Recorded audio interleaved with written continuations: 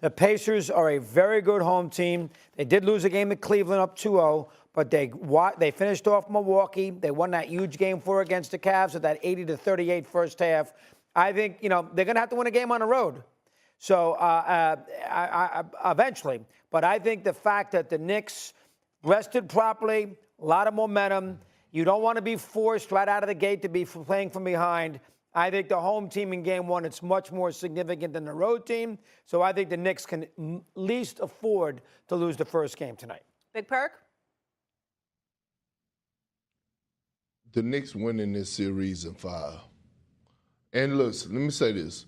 It's no disrespect whatsoever to the Pacers. I think Rick Carlisle is a hell of a coach. Tyrese Halliburton has been balling. Pascal Siakam, Miles Turner is one of the most underrated players in the league that we don't talk about enough. But the Knicks did take the Pacers to 7 games last year. Jalen Brunson was injured. Josh Hart, abdominal strain. OG Anunoby, hamstring. And then now all of those guys are healthy.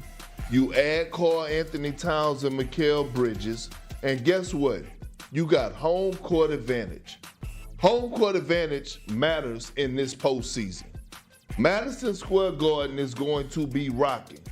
The Knicks have made that a tough place to play in, especially after that Game 6 performance that they put on. Look, kudos, shout out to the Indiana Pacers. They did an outstanding job. Obviously, they knocked off the Cleveland Cavaliers, but the difference between the Cavs and the Knicks, the Cavs are soft.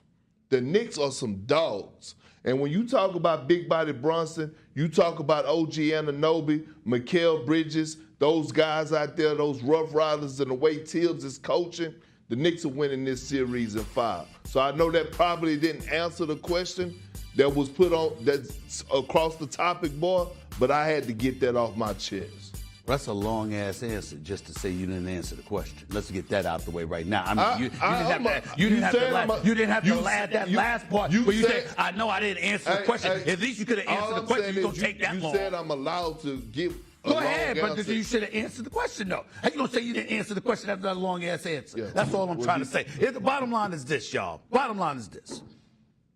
You're being very disrespectful to the Indiana Pacers. Very disrespectful. I mean, Rick Carlisle is a champion. As much as we love Tibbs, Tibbs hasn't even coached in the finals as a head coach, okay? Rick Carlisle's a champion. So that's very disrespectful. That's number one. Number two, Miles Turner, Tyrese Halliburton, Nesmith, Nembhard, and these brothers, they can ball now. Mathurin, all right, Siakam, I even bring him up. They can ball now. Now, I know that Karl Anthony's averaging over 30 on 57% shooting against these brothers in the 3 games that they played. I know that the New York Knicks have scored over 120 points in each of those games. But what we're leaving out is that they had to. Indiana can score on anybody. I got the Knicks winning this series too. But I am not going to disrespect the Indiana Pacers by saying, oh, Knicks in 5, okay? I know my man OG Juan and the rest of the crew out there all tripping talk about Knicks in 5, Knicks in 5. I'm not getting beside myself like that. I got the Knicks winning this series, but I think this series right here has 7 games written all over it. It might be in 6. New York Knicks, I can see the New York Knicks going to Indiana and winning a game 6, but I certainly am going to give the Indiana Pacers more than 1 game in this series. I would not disrespect them like that. I cannot. Well, you didn't answer the question either, Hotshot. The question was, who, I mean, my God. You get Look alive. Look alive. Okay. Pay attention. I know it's 6:30 in the morning and you've had your egg sandwich. But be on top of it. Where's your tea with milk and honey? Ford can lose game 1. Pacers or Knicks? Give me an answer. Thank you, Mad Dog. The Knicks. The Knicks. Okay. All right. We agree. Hey, and I'm with them too. Big Body Perk. Knicks in 7. What's your answer? Perk. Hello?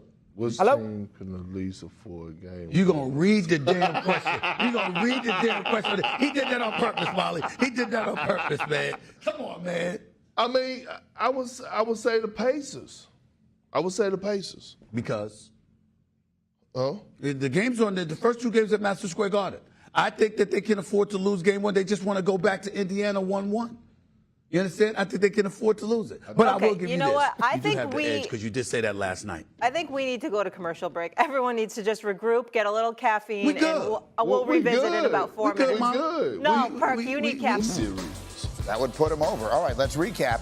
We're going with Jalen Brunson. These are game one numbers. Jalen Brunson, more than 28.5. Tyrese Halliburton, less than 8.5 assists. Karl Anthony Towns, more than 34.5 points plus rebounds. If you like it, we've parlayed this together on the ESPN Bet Sportsbook app. It'll pay out plus 628. Look for the more or less featured parlay on the homepage and in the Parlay Lounge. Okay, so it sort of gets us to this Eastern Conference final. The Knicks in this level of the playoffs for the first time in 25 years with Perk and the Windman. And we'll start right here with Coach J.B. Bickerstaff. So you just played the Knicks in a hard-fought 6-game series not long ago. So let's start with their side of this. If the Knicks are going to beat the Pacers, complete the sentence. The Knicks will beat the Pacers in this series if what? If they control the tempo of the game. The Knicks are a team that are comfortable playing late in the shot clock. We obviously understand the Pacers want to get up and down, but guys like Brunson, guys like Towns, they can score in low clock situations, and they're comfortable there. Bridges, Anunoby, they don't mind taking the shots at the end of the shot clock on those catch and shoot threes. So if they control the tempo, take care of the basketball, and when they offensive rebound the basketball at a high clip, that's when they're at their best. Okay, and it was an interesting point, Windman, that Big Perk just made. He sort of asked the question rhetorically, who's going to stop big body Brunson? Well, the Pacers have several different options to be the answer to that question. And maybe, Wendy, the answer is all of them. Yeah, so if you watched how the Pacers attacked Darius Garland and Donovan Mitchell in the last round, they picked those guys up full court. And they got to their own foul line. They were getting picked up. I think the average pickup point for Garland was something like 56 feet from the basket. So they're going to put pressure on Brunson. And the thing about it is that Brunson has to do a lot of the ball handling and creation. They don't have a lot of options on the Knicks, which is a good thing because the ball in Brunson's hands usually means good things. But they're going to rotate defenders on him. On average, the Pacers starters average about 7 less minutes a game than the Knicks starters. So Rick Carlisle will use a bunch of different defenders on him, and they want to begin stressing him out and wearing him down from the first quarter onward. Not only to try to wear him out by the fourth quarter, but thinking about games 5, 6, and 7. That is the Rick Carlisle way. Big Perk, why the face? Because Wendy just don't stop when it comes down to the Knicks and big body Brunson. And Coach JB, he just played against big body Brunson. So the same thing Rick Carlisle is going to try to do, JB game plan was the same. That's why we saw Asua Thompson on him. That's why we saw Dennis Schroeder picking him up 94 feet. He knows this is coming. Jalen Brunson he's ready for this. He's been ready for this. And guess what? To all the Pacer fans out